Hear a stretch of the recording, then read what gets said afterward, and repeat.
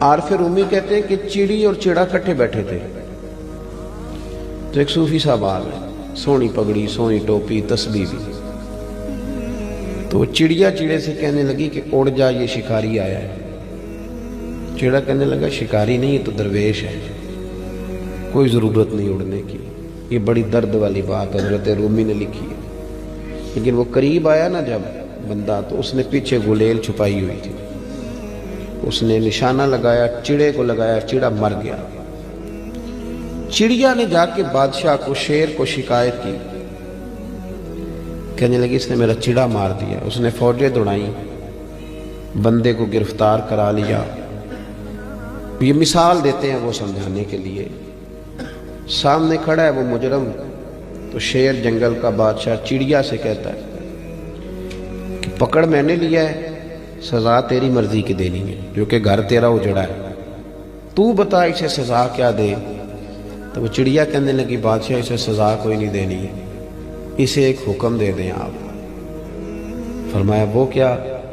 تو چڑیا کہنے لگی اسے بس اتنا کہہ دے کہ اگر شکار کرنا ہے تو کپڑے بھی شکاریوں والے پہنے، صوفیوں والے نہ پہنے، یہ درویشوں والے کپڑے نہ پہنے۔ شکار کھیلنا ہے تو کپڑے بھی اللہ کرے سمجھ آئے، صوفیوں کو بھی آئے اور شکاریوں کو بھی آئے، اللہ کرے سمجھ آئے۔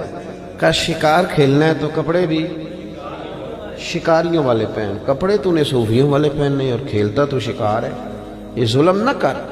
ہمارا یہ مسئلہ ہے کہ آپ کسی بندے کو چھیڑ لیں، وہ مفکر بھی نکل آئے گا، وہ سیاںا بھی نکل آئے گا، وہ دانشور بھی نکل آئے گا، وہ اتنی اچھی باتیں کرے گا کہ یوں لگے گا کہ یہ مسیحا قسم کا آدمی۔ لیکن جب اس کا عمل دیکھیں گے، اس کی بیوی کہہ رہی ہوگی کہ بڑی گالیاں دیتا ہے، اس کی اماں کہہ رہی ہوگی کہ میرے پاس تو 2 گھڑیاں بیٹھتا ہی نہیں، اس کے بھائی کہہ رہے ہوں گے کہ کھا گیا ہماری زمین۔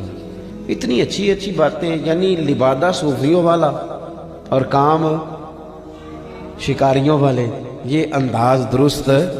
حضور نے اخلاق میں سے جو پہلا جز بتایا وہ مخلص ہونا۔ 2 باتیں اور آپ کی خدمت میں عرض کرنے لگا، ان کو بھی یاد رکھیں۔ زندگی میں کبھی بھی کسی بندے کو سکھ نہ دے سکیں تو اسے دکھ کبھی نہ دیں۔ کسی بندے کو